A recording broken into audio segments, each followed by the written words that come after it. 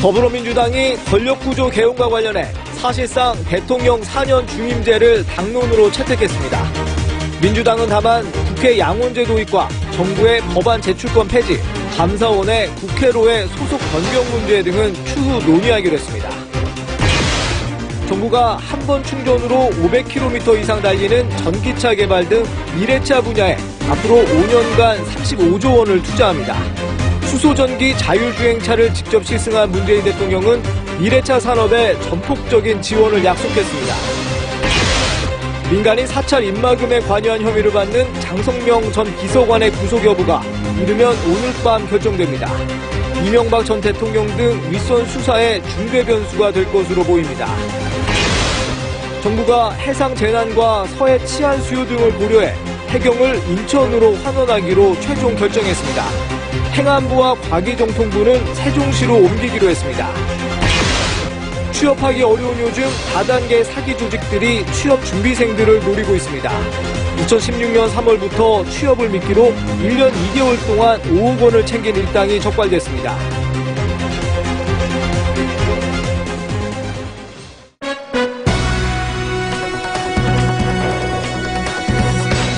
여러분 안녕하십니까. 더불어민주당이 이틀간 의원총회를 열어 대통령 4년 중임제로 개헌안을 사실상 확정하고 개헌 속도전에 나섰습니다. 자유한국당은 민주당의 개헌안이 사회주의적이며 정략적이라고 날을 세웠습니다. 이수강 기자입니다. 어제 90여 개 헌법 조항을 수정 신설한다는 방침을 발표한 더불어민주당. 오늘은 정부 형태와 선거제도에 대한 당론을 채택하면서 개헌안을 확정했습니다. 첫 번째, 정부 형태에 대해서는 대통령제를 근간으로 분권과 협치를 강화하는 방향으로 협상한다. 둘째, 선거제도에 대해서는 비례성 강화를 근간으로 협상한다. 야당과의 협상을 감안해 명시하지는 않았지만 사실상 대통령 4년 중임제로 입장을 정한 겁니다. 우원식 원내대표는 자유한국당도 개헌안 확정을 서두르라고 압박하며 여야 합의가 안 되면 여당 단독으로 발의할 것이라고 밝혔습니다. 한국당은 민주당 개헌안은 사회주의 요소가 많이 담겼고 정략적이라며 비판의 날을 세웠습니다. 자유민주적 기본질서에서 자유를 뺀 민주적 기본질서로 바꾼다고 했다가 밤늦게 이를 번복하면서 대변인의 실수라고 이렇게 하는 촌극마저 벌였습니다. 한국당은 이달 말까지 자체 개헌안을 마련하겠다는 방침 아래 다음 주부터 전문가와 국민 토론회를 잇따라 열 예정입니다. 당내에선 4년 중임제를 반대하고 분권형 대통령제로 개정하자는데 공감대가 형성돼 있는 상황입니다. 정치권의 개헌 논의가 진전을 보이고 있지만 권력구조 개편과 개헌 시기에서 여야 입장차가 뚜렷해 여전히 전망은 불투명합니다. OBS 뉴스 이수강입니다. 정부가 한 번 충전으로 500km를 달리는 전기차를 개발하고 급속 충전소를 확충하는 등 미래차 분야를 집중 육성하기로 했습니다. 전기수소 자율주행차를 직접 시승하며 기술 수준을 점검한 문재인 대통령은 미래차 분야에서도 세계를 선도하자고 강조했습니다. 김대희 기자입니다. 운전대를 잡고 있지 않는데도 차량은 도로 위를 시속 110km로 부드럽게 내달립니다. 고정밀 지도와 레이더 등 차 안에 장착된 최첨단 기술이 고속도로에서도 안정된 자율주행을 가능하게 합니다. 수소전기 자율주행차 넥소에 직접 탑승한 문재인 대통령은 20개 가까운 질문을 할 정도로 국내 기술 상황을 꼼꼼히 체크했습니다. 도로를 운행하는 차량과 사람들뿐만 아니라 도로와 차량 간에도 일종의 통신이 필요합니다. 도로도 스마트돼야 되고 도시도 스마트돼야 되고 또 사람들도 맞춰서. 자율주행차는 특히 평창올림픽 기간 7대의 시승차가 투입돼 세계인들에게 첫 선을 보입니다. 정부는 한 번 충전으로 서울, 부산 거리를 갈 수 있는 전기차를 개발하는 등 앞으로 5년간 미래차 분야에 35조 원을 투입할 계획입니다. 미래차 산업 관계자들과 간담회를 가진 문 대통령은 우리가 충분한 경쟁력을 갖춰 세계를 선도할 수 있다고 강조했습니다. 짧은 세월 안에 세계적인 자동차 강국이 되었듯이 전기차, 수소차, 자율주행차 이런 미래자동차 부분에서도 다시 한번 또 자동차 강국의 꿈을 한번 키워보십시다. 문 대통령은 전기차와 수소차가 대세가 되면 기존 엔진이 사라지는 등 피해를 입는 업체들이 나올 수 있다며 다양한 후속 대책도 반드시 필요하다고 지적했습니다. OBS 뉴스 김대희입니다. 서지현 검사의 성추행 관련 보고 묵살로 공경에 처한 박상기 법무부 장관이 기자회견을 열고 이메일 확인상 착오 등으로 혼선을 빚은 데 대해 사과했습니다. 법무부 성범죄 대책위원회도 출범했습니다. 윤산 기자입니다. 박상기 법무부 장관은 서지현 검사가 겪었을 고통에 대해 안타까움을 금할 수 없다고 밝혔습니다. 성추행 보고 묵살과 관련해선 고개를 숙였습니다. 문제를 알게 된 후 취한 법무부 차원의 조치가 국민들께서 보시기에는 매우 미흡했을 것입니다. 또한 이메일 확인상의 착오 등으로 혼선을 드린 데 대해서도 대단히 송구스럽다는 말씀을 드립니다. 또 서 검사에 대한 비난이나 공격 폄하 등은 있을 수 없다며 2차 피해가 발생하지 않도록 적극 대처하겠다고 밝혔습니다. 법무부는 외부 전문가를 중심으로 법무부 성희롱 성범죄 대책위원회를 발족했습니다. 위원장은 권인숙 한국여성정책연구원장으로 지난 1986년 구청경찰서 성고문 사건 피해자로 그동안 여성 인권 분야 전문가로 활동해왔습니다. 대책위는 검찰을 제외한 교정본부, 출입국, 외국인 정책본부 등 법무부 조직 구성원들이 겪은 성범죄를 파악하고 대응하는 동시에 조직 문화 개선 방향을 제시하는 작업을 맡게 됩니다. 앞서 대검은 조희진 서울 동부지검장을 단장으로 한 조사단을 발족한 바 있습니다. 법무부는 검찰 관련 성범죄 사건은 검찰 진상조사단이 따로 꾸려져 활동에 들어감에 따라 법무부 대책위의 조사 대상에는 포함되지 않는다고 설명했습니다. OBS 뉴스 윤산입니다. 민간인 사찰폭로 입막음에 관여한 혐의를 받는 장성명 전 비서관의 구속 여부가 이르면 오늘 밤 결정될 전망입니다. 이명박 전 대통령 등 윗선 수사의 중대 변수가 될 것으로 보이는 가운데 특활비와 다스 실소유주 수사도 속도가 붙고 있습니다. 김하희 기자입니다. 두 번째 영장 심사를 받기 위해 법원에 들어선 장성명 전 비서관. 민간인 사찰 입막음하실 때 윗선 지시 있었습니까? 장 전 비서관은 2011년 장진수 전 주무관의 민간인 사찰 폭로를 입막음하기 위해 국정원 특활비 5천만 원을 유충렬 전 관리관에게 전달토록 한 혐의를 받고 있습니다. 앞서 검찰은 장 전 비서관에 대해 구속영장을 청구했지만 법원은 증거인멸 우려 등이 없다며 영장을 기각했습니다. 검찰은 보강 수사를 해 장 전 비서관이 류 전 관리관에게 메신저를 통해 입맞추기를 시도한 정황을 확보하고 구속영장을 재청구했습니다. 장 전 비서관의 구속 여부가 이르면 오늘 밤 결정될 전망인 가운데 이명박 전 대통령 등 윗선 수사에 중대 변수가 될 것으로 보입니다. MB 국정원 특활비 수사도 속도가 붙고 있습니다. 특활비 4억 수수 혐의로 구속된 김백준 전 기획관이 이 전 대통령 관여 진술을 한 것으로 알려졌습니다. 검찰은 다스 실소유주 의혹과 관련해서도 두 차례의 영포빌딩 압수수색을 통해 다스와 청와대 문건을 확보해 분석하고 있습니다. 이 전 대통령을 향한 검찰 수사망이 점점 좁혀지는 모양새입니다. OBS 뉴스 김하희입니다. 이명박 전 대통령이 실소유주라는 의심을 받는 다스의 비자금 조성 의혹을 수사하는 검찰이 정호영 전 BBK 특별검사를 소환합니다. 검찰 다스 수사팀은 내일 오후 2시 피의자 신분으로 정 전 특검을 불러 조사할 예정이라고 밝혔습니다. 지난 2008년 다스 비자금에 대해 수사한 정 전 특검은 120억 원 의혹에 대해 다스 경리팀 여직원의 개인 횡령으로 결론 내렸습니다. 평창 동계올림픽 개막을 일주일 앞두고 국제스포츠중재재판소가 국가 주도의 도핑 조작 의혹에 연루된 러시아 선수들의 징계 무효를 선언했습니다. IOC는 즉각 반발하고 나섰습니다. 이재상 기자입니다. 국제스포츠중재재판소 카스가 조직적 도핑에 연루된 러시아 선수들의 이의 신청을 일부 받아들였습니다. 반도핑 규정을 어겼다는 증거가 부족해 IOC 국제올림픽위원회의 징계를 무효로 한다는 겁니다. 항소를 제기한 39명 중 28명은 채취한 샘플에서 양성 반응이 나오지 않았고 선수가 도핑 사실을 인정하지 않았다고 설명했습니다. Due to insufficient evidence, the appeals are upheld, the sanctions annulled, and their individual results achieved in Sochi are reinstated. IOC는 즉각 반격에 나섰습니다. 카스의 결정은 러시아 선수들의 약물 복용 증거 부족에 대한 것일 뿐이라며 올림픽 출전은 IOC 고유 권한이라고 반박했습니다. 러시아 선수 28명의 징계 무효 결정이 자동으로 평창올림픽에 초대받는 것을 의미하지 않는다고 강조했습니다. 동시에 스위스 연방 법원의 상고 가능성도 제기했습니다. Therefore, the IOC will analyse the reasoned decisions very carefully once they are available and consider consequences, including an appeal to the Swiss Federal Tribunal.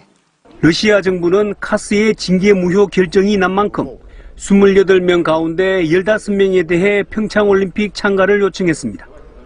Очень надеемся, что МОК примет решение в пользу всех чистых спортсменов, которые это право заслужили и имеют право на участие в Олимпийских играх. 평창올림픽이 일주일 앞으로 다가온 가운데 IOC가 카스의 판결을 전면 수용해 러시아 선수들을 초청할지 관심이 모아지고 있습니다. OBS 뉴스 이재상입니다. 평창올림픽을 한반도 평화 복원의 기회로 삼으려는 정부의 노력에도 불구하고 대외적인 상황이 심상치 않게 돌아가고 있습니다. 북한이 대규모 열병식 개최 준비에 박차를 가하는 가운데 미국의 이른바 코피 작전까지 표면화하면서 향후 정세를 우려하는 목소리가 높습니다. 갈태훈 기자입니다. 어제 오전 평양 김일성 광장 모습입니다. 김정은 글자와 북한 노동당 로고가 선명합니다. 지난해 4월 퍼레이드와 흡사합니다. 오는 8일 건군절 70주년을 겨냥한 열병식을 가시화하는 행보입니다. 정부는 평창올림픽과 무관하다는 판단입니다. 열병식은 북한의 내부적 수요에 따른 행사이고 평창 동계올림픽을 겨냥해 갑자기 하는 것이 아니며 별개로 보는 것이 타당하다. 문제는 평창 이후입니다. 한미훈련 재개에 맞서 북한의 재도발 가능성이 거론됩니다. 여기에 빅터 차 교수의 주한 미 대사 낙마로 제한적 선제 타격론, 이른바 코피 작전 논란까지 불거졌습니다. 미국은 부인하고 있지만 차 교수는 미 행정부의 군사 옵션 의지를 강하게 시사했습니다. 주한미군도 불에 타지 않는 난연 전투복 지급을 검토하고 있습니다. 당장 북한의 반발이 터져나왔습니다. 류영호 외무상은 유엔에 서한을 보내 미국의 핵전쟁 책동을 막아달라고 요구했습니다. 중국의 개입 여부도 주목됩니다. 앞서 중국은 미국 주도의 대북 제재를 비교적 충실히 이행해오며 군사 옵션 여지를 차단해왔습니다. 미국과의 관계에서 미국이 더 적극적인 그런 군사적인 봉쇄나 군사적인 공격을 중국이 사전에 차단하려는 의도가 굉장히 높다고. 평화올림픽을 주창해온 평창올림픽. 기대 효과의 기한이 제한적일 수 있다는 우려가 커지고 있습니다. OBS 뉴스 갈태우입니다. 청와대는 문재인 대통령이 평창 동계올림픽 개막 전날인 8일 청와대에서 평창올림픽 미국 대표단장인 마이크 펜스 미국 부통령을 접견하고 만찬을 할 예정이라고 밝혔습니다. 또 같은 날 시진핑 중국 국가주석의 특별 대표 자격으로 방한하는 한정 공산당 중앙정치국 상무위원을 접견할 예정이라고 설명했습니다. 9일에는 강원 강릉에서 안토니우 구테우스 유엔 사무총장과 오찬 회담을 한 후 평창에서 아베 신조 일본 총리와 정상회담을 할 계획이라고 청와대는 덧붙였습니다. 국민의당의 분당을 막겠다고 나선 이른바 중재파들이 결국 각자의 길을 선택했습니다. 이로써 국민의당은 바른정당과 합친 미래당과 통합을 반대하는 민주평화당으로 나누어지며 기존 전국 판도의 변화가 불가피해졌습니다. 정철규 기자입니다. 국민의당 갈등 봉합을 시도했던 중재파의 선택이 서로 엇갈렸습니다. 우선 박주선, 주승용, 김동철 의원이 국민의당과 바른정당이 통합하는 신당, 미래당을 선택했습니다. 탄핵이라는 국민적인 명령에 따라서 앞장서서 파면을 이끌어냈던 그 세력도 바른정당이라는 것을 우리는 평가를 해야 한다고 봅니다. 하지만 황주홍 의원은 통합 반대파인 민주평화당을 선택했고 이용호 의원도 당을 떠날 결심을 굳혔습니다. 이렇게 중재파가 갈 길을 정하고 비례대표 이동이 어려워지며 미래당은 33석 정도, 민주평화당은 17석 정도로 좁혀지는 분위기입니다. 교섭단체 구성이 불가능해진 만큼 민주평화당은 진보정당과 보수정당 사이에서 캐스팅 보터 역할에 주목하고 있습니다. 오늘 들어 민주평화당은 소속 의원이 19명으로 늘어났기 때문에 민주평화당이 가부 결정 정당이 됐다. 현재 국회는 더불어민주당이 121석, 자유한국당은 117석으로 불과 4석 차이. 지방선거를 앞두고 양당의 원내 일당 경쟁은 점차 치열해지고 있습니다. 한국당이 출마하려는 의원들의 사퇴를 관리하는 가운데 민주당 역시 몸집을 키우기 위해 민주평화당과 통합에 귀를 기울이기 시작하며 국민의당발 정계 개편이 가시화될지 주목됩니다. OBS 뉴스 정철규입니다.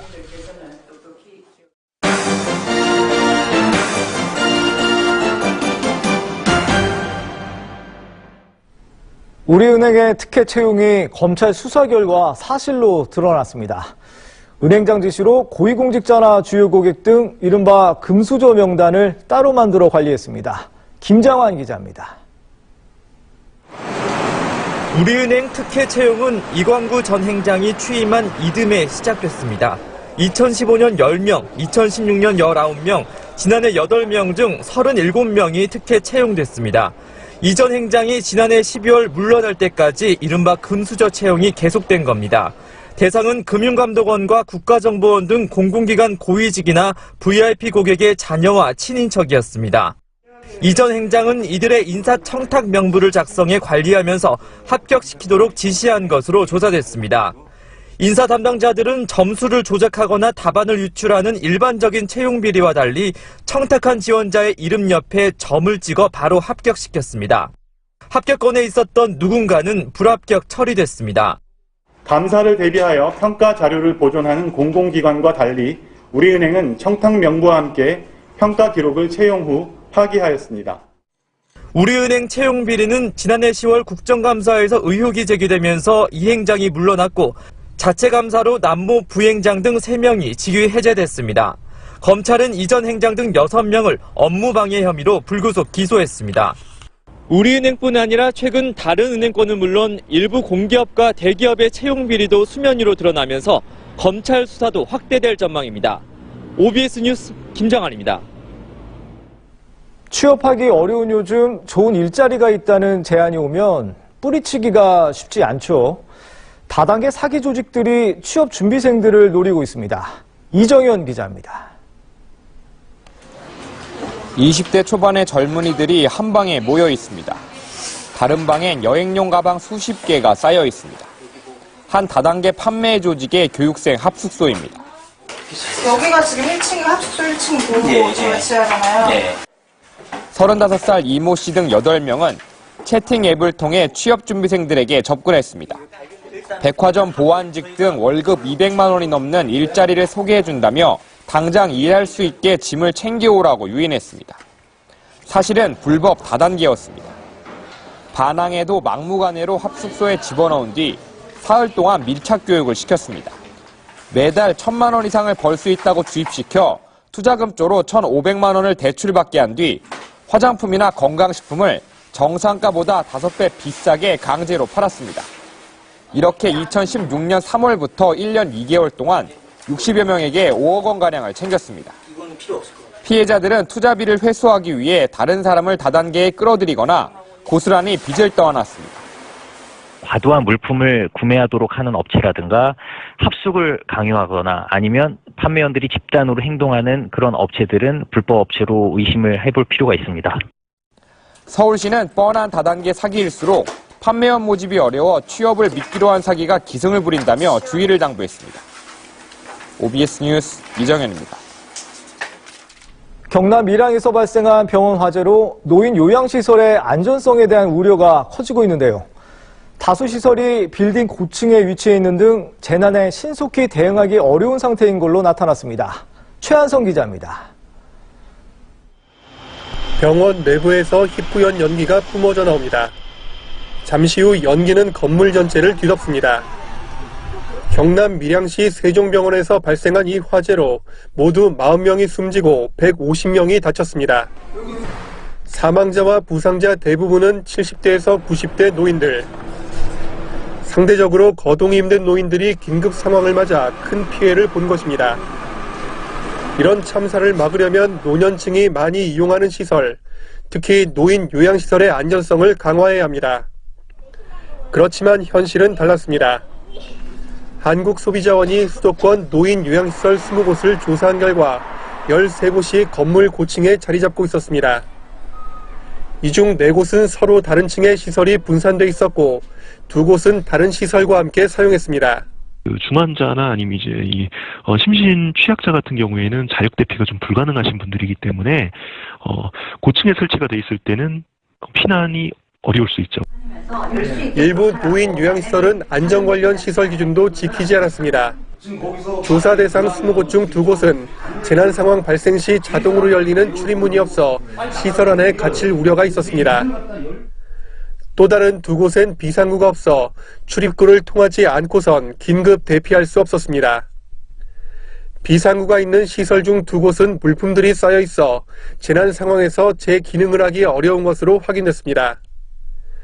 소비자원은 고층 건물 일부에 노인 요양시설을 설치할 수 없도록 하는 등의 제도 개선을 관계부처에 요청할 계획입니다. OBS 뉴스 최한성입니다. 인천시에 앞으로 3년 동안 모두 9곳의 학교가 들어설 예정이었는데요. 시 교육위원회가 이를 부결시키면서 지역 주민들의 공분을 사고 있습니다. 김용재 기자입니다. 인천의 한 고등학교. 1971년 초등학교로 설립됐다가 지난 2004년 고등학교로 전환했습니다. 고등학생들이 사용하기에 비좁은 데다 시설도 낡은 상태. 이런 가운데 학교 앞에 17만 3천여 제곱미터 규모의 9월 농산물 도매시장이 들어설 예정입니다. 이곳 학교 앞에 농산물 도매시장이 지어지게 되면 악취와 늘어난 교통량 등으로 학생들의 교육 환경은 더욱 악화됩니다. 교권 침해가 우려되자 인천시 교육청은 여론조사를 통해 학교 이전 계획을 확정합니다. 뿐만 아니라 과대 과밀학급 문제를 겪는 영종도 등 신도시에도 학교 8곳을 신설하기로 했습니다. 하지만 모두 물거품이 됐습니다. 인천시 의회 교육위원회 7명의 시의원이 무기명 투표를 통해 이 계획을 부결시킨 겁니다. 당장 내년 3월 개교를 앞둔 학교 3곳 등 9개 학교 설립은 중단될 위기에 처했습니다. 시 교육청은 당황스럽다는 입장. 시민의 의사에 반하는 결정을 하신 거거든요. 이분들의 그 부결 이유가 떳떳하고 당당하시다면 자기 실명을 밝히고. 이 같은 사태가 일부 시의원의 지역구 챙기기에서 비롯됐다는 비판이 일자 교육위원회 소속 시의원들은 뒤늦게 고개를 숙입니다. 시민들이 비난의 목소리를 높은데 전체를 대신해서 책임지고 있는 그런 위원장으로서 충분히 사과할 용이 있습니다. 저는 사과드립니다. 저는 사과할 용의가 아니고 사죄드립니다. 지역 주민들이 고대했던 학교 신설 계획을 한순간에 무산시킨 교육위원회 소속 시의원들.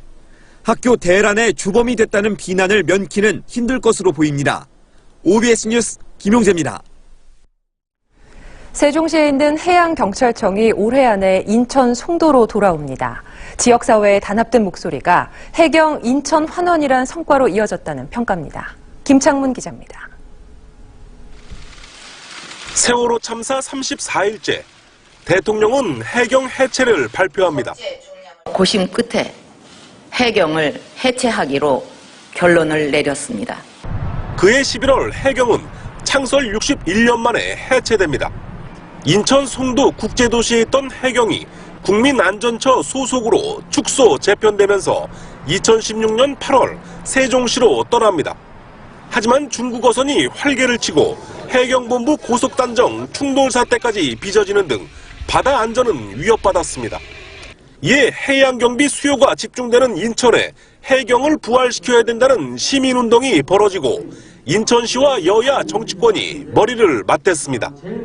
문재인 대통령은 대선 때 해경을 인천으로 환원하겠다고 공약하고 정부는 지난해 7월 국정운영 5개년 계획에 해경의 인천 환원을 포함합니다. 문 대통령은 국가 균형발전 정책을 더 강력하게 추진하겠다며 올해 안에 마무리하겠다는 입장을 공식화합니다. 해양경찰청의 인천 환원도 올해 안에 마무리하겠습니다. 안전을 염원하는 국민의 승리이고 여야 민정이 모이면 인천의 어떤 현안도 해결할 수 있다라고 하는 모범적인 사례를 만들었습니다. 행정안전부는 세종에 있는 해경분청 공무원 499명이 인천으로 근무지가 바뀐다며 공청회와 대통령 승인, 고시 등 이전 계획에 돌입했습니다. OBS 뉴스 김창문입니다. 서울과 과천에 있는 행정안전부와 과학기술정보통신부가 내년에 세종시로 이전합니다. 행안부는 보도자료를 통해 행안부와 과기정통부는 세종시를 명실상부한 행정중심 복합도시로 육성하고 지방분권, 지역 균형발전 지원을 강화하기 위해 세종시로 이전한다고 밝혔습니다. 정부는 세종청사에 행안부와 과기정통부가 입주할 공실이 없어 우선 민간 건물을 임차해 내년 중으로 세종시로 이전을 마무리할 방침입니다. 경기도 의왕 컨테이너 기지 주변의 화물차 불법 주차는 어제 오늘의 문제가 아니었는데요. 다 이유가 있었습니다. 의왕시의 화물차 전용 차고지 조성 약속이 거짓말로 드러났습니다. 김대영 기자입니다. 국내 최대 규모의 의왕 컨테이너 기지. 출입하는 화물차만 하루 3,000여 대에 달합니다.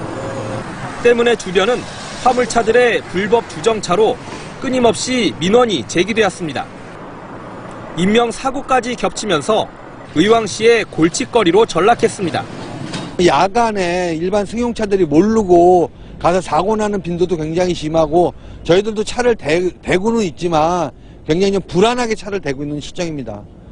결국 의왕시는 지난 2015년 전용 차고지를 짓기로 했습니다. 당초 완공은 2017년. 하지만 계획이 2번이나 바뀌더니 내년으로 연기됐습니다. 화물차 기사들은 분통을 터뜨립니다. 의왕시가 지금 현재까지 계속 거짓말을 하고 있습니다. 오래된다. 작년에는 오래된다. 올해는 또 내년에 된다. 의왕시는 도비, 국비 지원이 늦어지고 있다고 해명했습니다. 우리는 정상적으로 하고 있는데 국도비를 받으려고 그러면 우리 상급부서에서 돈이 있어야 될 거 아니에요. 그래야 우리한테 신청하라 그럴 거 아니에요. 하지만 OBS 취재 결과 의왕시의 해명은 거짓으로 드러났습니다. 단 한 번도 사업 추진을 진행한 적이 없다는 겁니다.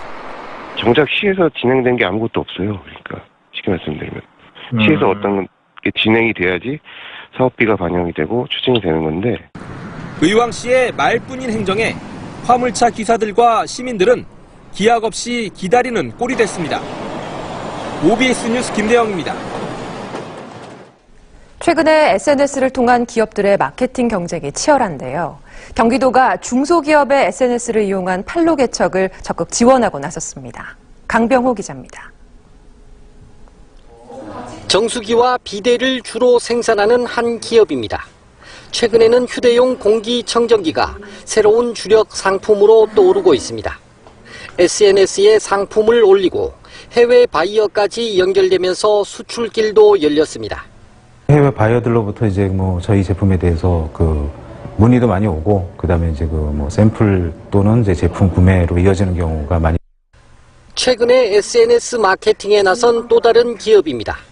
공업용 귀마개를 만드는데 얼마 전까지 국내 시장이 전부였습니다.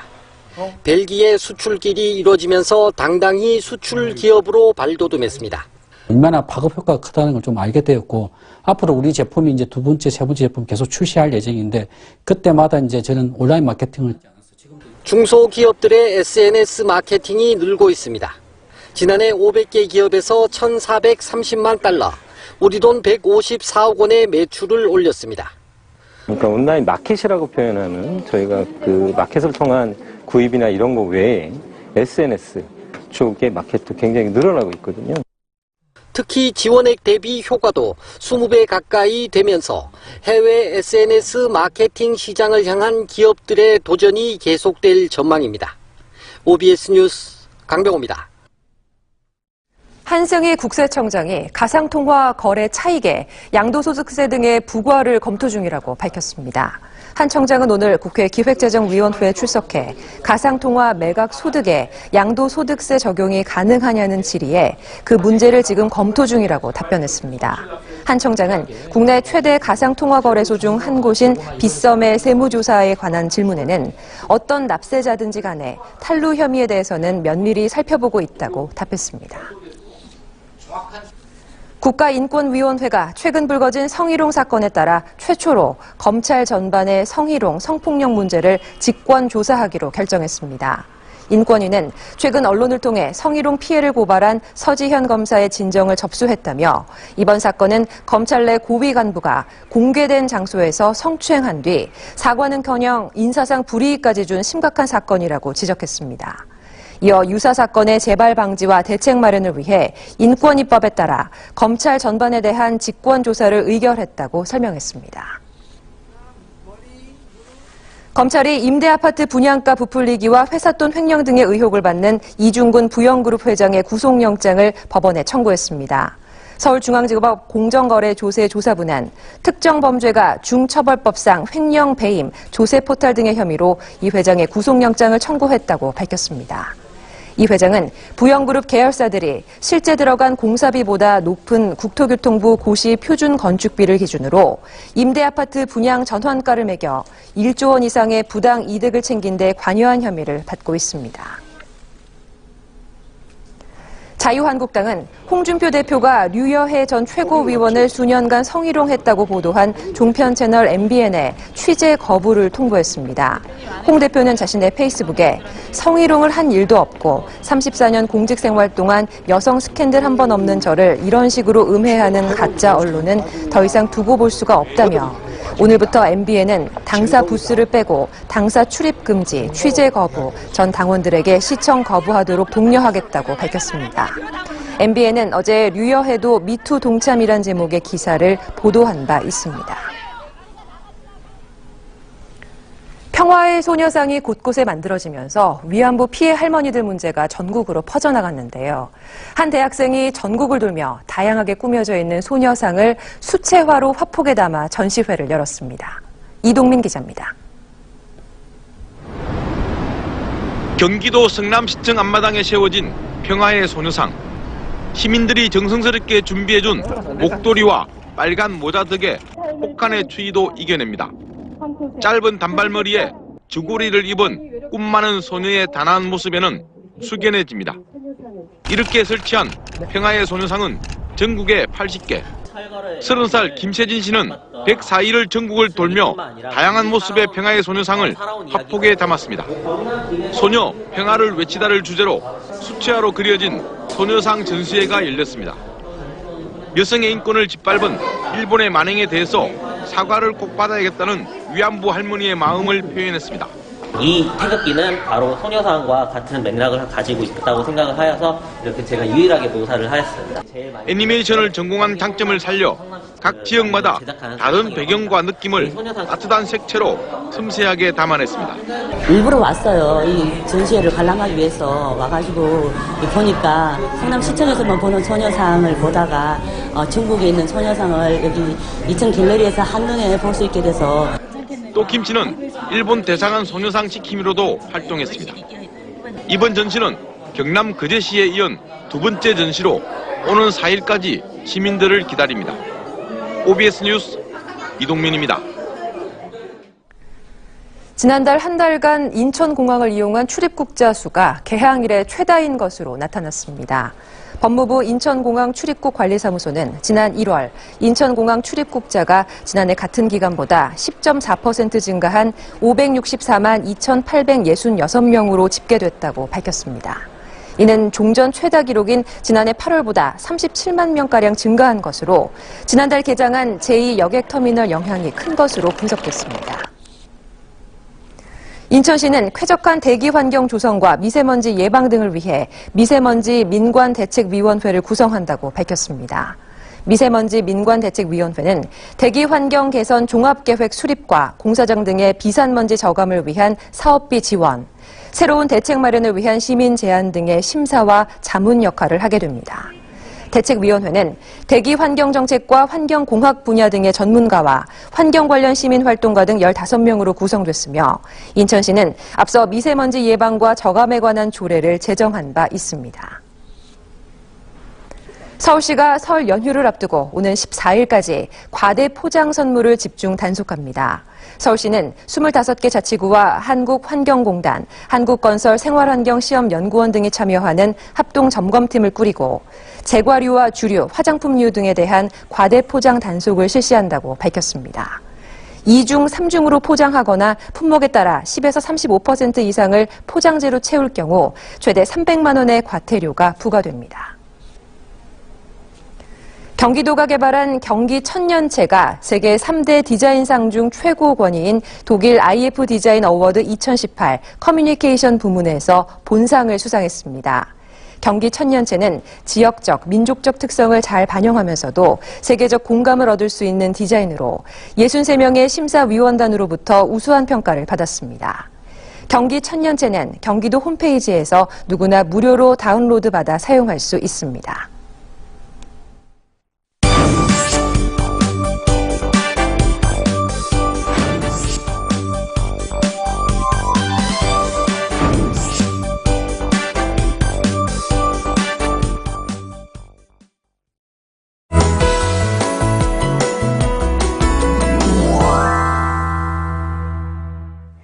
입춘이 코앞인데 내일부터 거센 바람과 함께 날씨가 돌변하겠습니다. 오늘 밤부터 내일 아침까지 눈이 내리겠는데요. 경기 남부와 강원 영서, 충남과 호남, 제주 지방에는 1에서 3cm, 서울을 포함한 그 밖의 지역은 1cm 안팎이 전망됩니다. 내일 오후부터 눈이 또다시 내리는 지역이 있습니다. 제주 산지에 최고 40cm의 폭설이 예상되고 호남과 제주에 최고 8cm, 충남은 1에서 5cm의 눈이 내리겠습니다.